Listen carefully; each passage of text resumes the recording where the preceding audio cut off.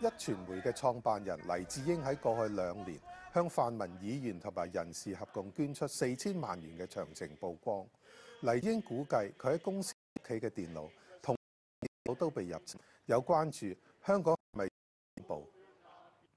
較早時候，另一位泛民領袖真普聯召集人鄭宇碩亦成為機密資料外泄嘅受害人。親中報章踢爆，鄭宇碩喺2002年向入境處申請特區護照嘅時候，填上中國籍。其實佢已經喺97年前放棄中國籍，保留外國護照。入境處被問及個人資料點解外泄嘅時候，重申唔評論個別嘅個案。涉及2位泛民核心人物嘅私人資料，相繼喺政改角力進入極度敏感嘅時候，被人有計劃地向傳媒發放，相信並非巧合，可能係有反對泛民嘅人士眼見泛民622公投日同7·1遊行參與人數都大大超於預期，支持公民提名嘅氣勢旺盛，對中央同埋特區政府造成好大嘅壓力，因而利用機密資料抹黑打擊泛民，令市民唔敢參與或者支持佔中。呢啲事件表面嚟睇並唔係普通人能夠一手包辦，令人想到泛民圈子一直流傳中央部門一直收集泛民中人嘅所謂黑材料，在咁敏感嘅時間發放。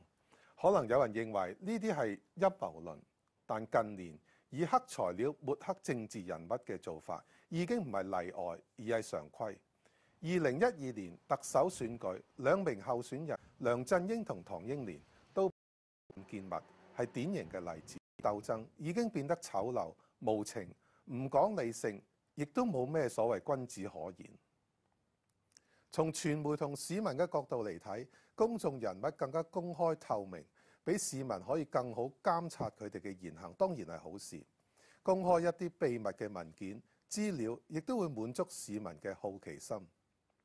但每個市民個人資料都應該受到法律保障，政治人物亦唔應該係例外。以保障個人嘅權利，亦都要維護法律制度嘅完整性。香港政黨發展屬於初級階段，未有政黨法規範政黨收取捐獻。